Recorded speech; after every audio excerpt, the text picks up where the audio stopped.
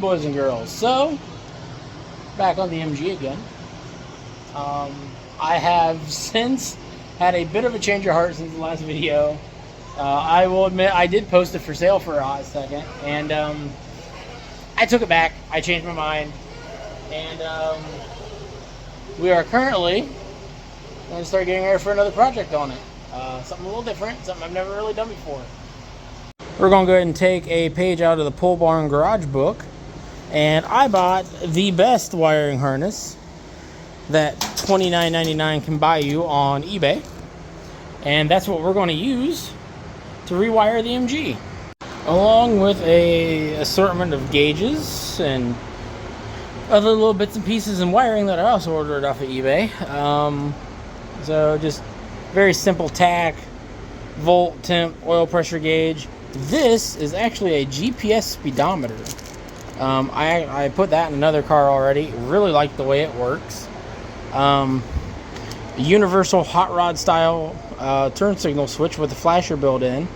Everything, that's a self-contained unit. This should be fairly easy to wire in, and this is going to be the most complex part for me because, well, watching Pole Barn's videos, watching Dalton, he didn't do this, and I'm going to. Light, just a very basic 3-function light switch for parking lights, low beams and high beams. Simple but effective ignition switch. A Ford starter solenoid, because my understanding is this is going to make running power to different things a lot simpler than doing it any other way. A nice selection of wiring. Then along with our wiring harness came a plug wire for a GM one-wire alternator, and a set of GM headlight plugs, which I believe will work on the MG headlights as well. I haven't pulled one out to see. If not, I'm just going to order some GM headlights to put in it. The goal is, and it's not all going to be in this video. This video, I think we're going to work on stripping it down, getting rid of everything in the engine bay, essentially getting rid of everything in the rest of the car that we don't need in it anymore, since I'm not using any of the stock stuff, which means I don't need any of the gauges in the gauge cluster. There's a lot of things under the hood that are going to go bye-bye. Wiring in the back that's going to go bye-bye. And along with this, I've also decided I'm not putting a top back on it. It's staying a roadster. I'm not even going to put side windows in it. It's this is it. I'm not trying to make this thing nice. I'm not trying to make it anything more than what it is. It is just going to be a beater little roadster that I can take out, drive, and have some fun with. And we're going to try to keep it as light as we can, which means I'm not going to go crazy with a bunch of carpet.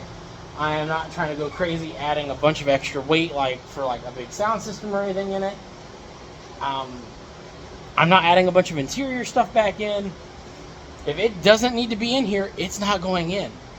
I don't even know if I'm going to put the bumpers back on it, just in order to save some weight. So I've had a bit of a revelation with it since the last time, and that's where I'm at. So yeah, let's shut up and get to work. So as you can see here, I've already started pulling some of the wiring harness, and along with that, given what I want to do, we're going to also pull this little box that the windshield washer fluid bottle used to sit in. We're going to go ahead and pull the heating, the heater box and everything out, because we don't need any of that. And I'm also going to try to delete this, which I was told is a bit of a pain to do, but we're going to try to do it anyway, just because there's no point in it being there anymore. We're going to get rid of the speedometer cable because it's not needed anymore. The heater control cable can go because it's not needed anymore. Honestly, if I could block this off, I would. I'm just going to try to loop it, call that a day, because it's not needed otherwise. And I don't think I can delete it on both sides, so I'm only going to try. I'm just going to loop it, that way I know it's not an issue.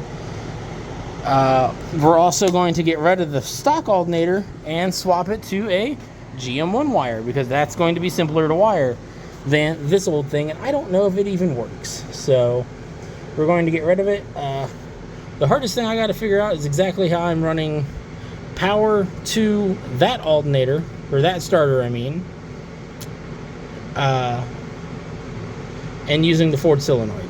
I don't know how I'm doing that yet. I'm going to cross that bridge when I get to it. That definitely won't be this video. The alternator probably won't be this video either. Like I said, I think I've learned from past mistakes. I try to take on too much for one video and then I lose motivation because it begins to get too hard. This video, I'm going to keep it simple. We're going to get everything out and try to figure out where we're putting the fuse box. We're going to start there, and that is the goal for this video. Get that far, and maybe start like laying out some ideas of wiring and what we're going to do with the dash to put gauges in. If we can get that far, I'll be happy. I've also got another video I'm working on something else that I don't know which one of these videos is going to come out first. I have a feeling it's going to be the other one because, well, you guys got to learn about something sometime. Yeah. We'll come back to that later, though. So, yeah. All right. Now we're going to shut it with the door.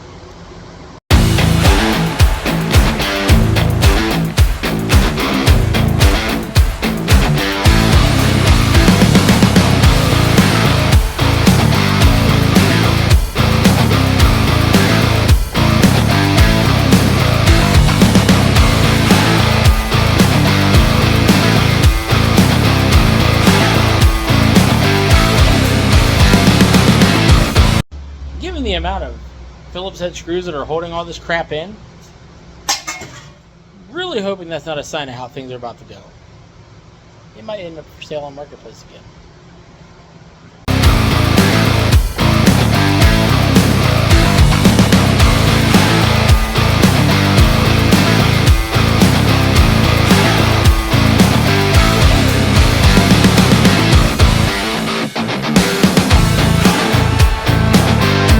I'm not going to lie, that took a lot more effort than I thought it was going to do. I didn't realize it went down and in too. I thought it just fed in through there and that was it. So that was a bit of a challenge. But hey, it's out. Now I need to just clean this up. This is now just nasty. So yeah, we're gonna work on that. And I don't know. Huh. That's a big hole. I think we need to get that out of here yet too. There's some lines and stuff we can get rid of, things of that nature. Definitely get a lot of stuff cleaned up in here. I gotta figure out whether or not I'm trying to put that evap pump back in, or that evap canister back in, because realistically it's not needed. Because the return line does feed to it from the tank, but my understanding is none of it's really all that needed, so I could probably get away with not having it. I don't know. I need to talk to my buddy Ryan and see exactly how to delete that and go from there. But it may just go back in and get anything extra that's not needed on blocked off. So, yeah. Alright. Time to get out of the shop vac.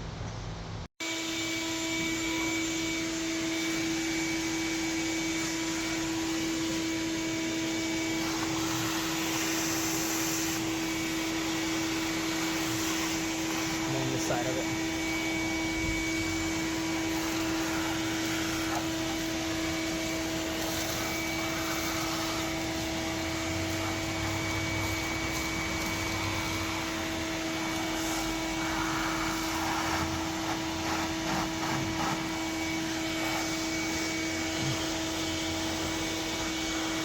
It's fine. Never mind, that ain't gonna work. Go ahead and I want to get down in here.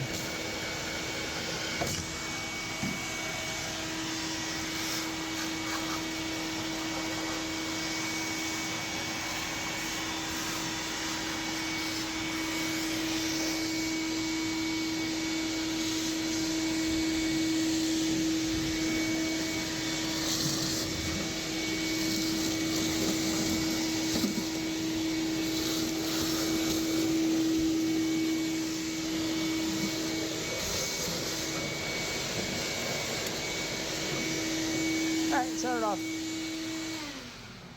Thank you. Alright. That's cleaner than it was. Far from perfect. Better than it was. Huh? Yeah, go ahead and put it up. We don't need it anymore right now. So, did Bub help?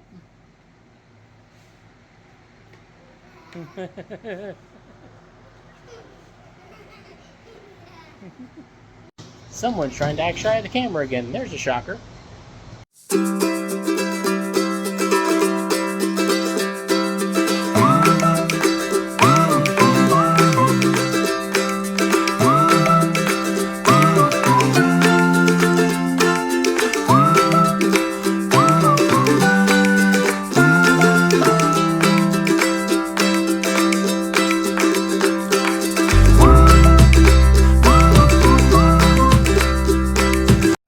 So,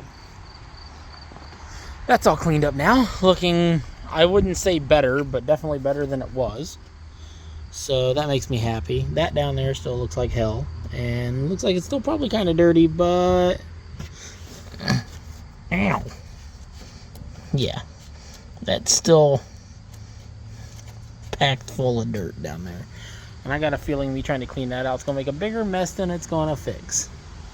Hang on, we're going to try that. We're going to give that a second go quick, see if I can get it better. There we go. That's mildly better. And being an MG, now it can rust out there too. Should probably be concerned that all that wasn't mud. Some of it I pulled out was clumps of rust. We're not going to worry about that though. We're just going to pretend that wasn't that way and keep going the way we're going because we already know the car is rusty. So... It's not important. Oh. At least that's what I'm going to keep telling myself. Anyway. Alright, now we need to get it pushed back into the garage and probably pull the dash out and start tearing the wiring out from there. So, that'd be, like I said, my goal for this video was to get all the wiring out, get it cleaned up, and try to get the fuse box put in at least. And I feel like I'm getting close to that point already, which makes me relatively happy. So, progress has been made. As you can see, there's no real wiring in there anymore. This goes to the dinger switch for the door buzzer, and then those right there go up into the steering column, which I haven't taken apart yet. But pretty much everything's out of here. The exception of some of this that goes down to the starter, and then some of this came up from the fuse box to go to the taillights under the car. That has all been removed. There is no longer any wire going from here all the way back other than that small section that is literally right there to about here under the car. That's all gone. So all the wiring has been removed. That makes me happy. Like this, ignore this. This is like connected into the old radio and stuff that's still there. And this goes up to the light up here. So everything else, out. I was trying to attempt to take it out without cutting it up. And then there was a couple spots where things weren't cooperating. And then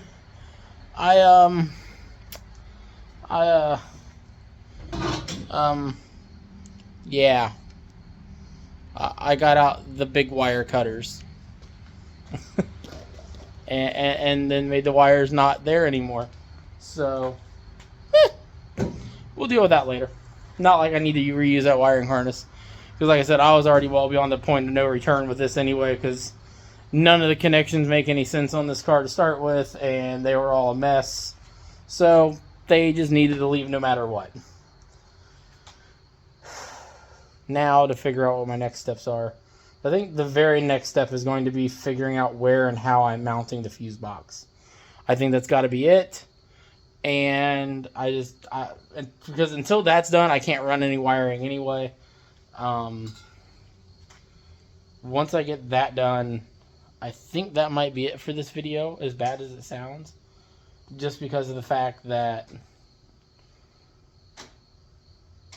I don't want to continue to make these really long videos. I want to make them short, just watchable videos where I'm at least getting something done without getting super frustrated trying to get everything done in a time crunch. And I'm trying not to eat up all my time with my family also while I'm doing this. And I've been on nights, so getting things done after work has not been easy. I go back to days this week, so that might change some things. Well, Alright, let's go through the options of where we can mount this fuse box. So option one that most people would say is probably the smart option, because it's where every other car is I can mount the fuse box somewhere here underneath of the dash, because the dash covers this whole area. I don't really like that option, because again, the dash covers that whole area, and I want the fuse box to be relatively easy to get to.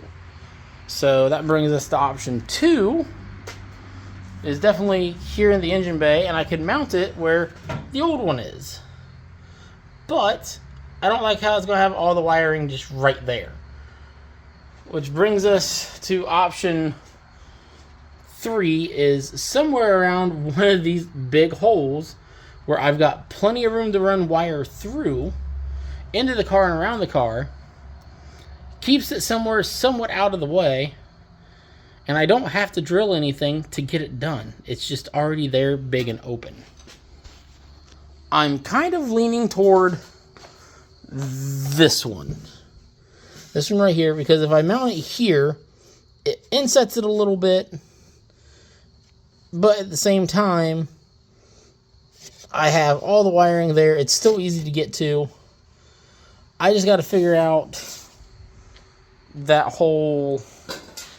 that thing. I know there's a way to delete it. I just don't 100% know it yet.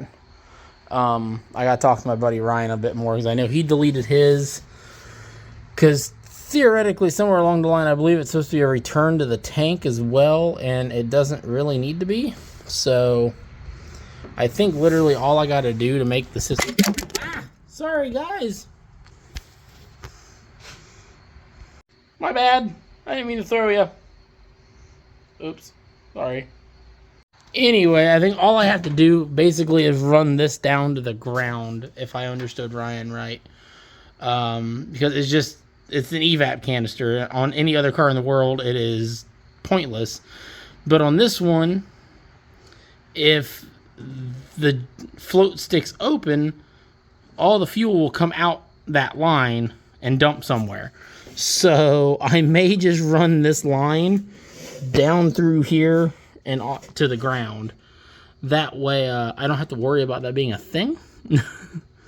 So we're going to figure that out. I'm going to talk a little bit more to Ryan before I make that decision. If nothing else, I can obviously move it, because I don't need to leave it there. I can move it anywhere through here, and it won't be a problem. So yeah, we'll get that figured out. And there we go. She is all mounted into the firewall. Yes, I'm aware I put it in upside down, so that makes it reading it a little bit harder. But I'm not going to lie, I'm too lazy to flip it over, so it's going to live that way. I'm fine with it. It'll work. All the wires are currently ran into here, even though they probably don't need to be yet. Some of them definitely got to come back out this way, obviously. But it's a start, and I can figure it all out from there. I may reroute the wires back through into the engine bay a different way, even though the fuse box is in the engine bay. So, because I mean, I've got a nice hole right there to feed everything in through. So then I can just run it right down here, blah, blah, blah, blah. Ta-da, done. So that might be what we do. I've got to figure that out yet, though. Yeah. I'm just going to say I'm sorry there's not really more happening this video. I'm just kind of short on time.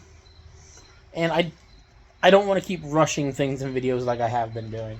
I would rather show small steps where I show real progress than rush things to try to get a video out that just seem very cobbled together. And I feel like at this point I can show that I've made progress. You guys can see what's happening. I think the goal is going to be for next video is to run the wiring to the fuel pump and run the wiring for the starter. If I can do those two things and make this thing run again, I'll be happy about where I'm at, because right now obviously it doesn't run. So yeah, I would like to get back to that point relatively quick, because then after that, then it's wiring for like headlights, taillights, turn signals, all that. And that stuff, if I don't get it done as fast, I'm not as worried about, because I can still move the car. So, and hopefully, fingers crossed, I will have yet another new project to show you guys next video, because, well, I have a car buying problem. I'm not going to tell you what it is yet, obviously. I will say it is a small British hardtop that has a convertible that goes by a different name. So, if you can figure it out, post it in the comments. Tell me what you think I'm getting. And if you're right, I'll let you know. But until then, my phone's about to die. I will see you guys next time. Have a good weekend.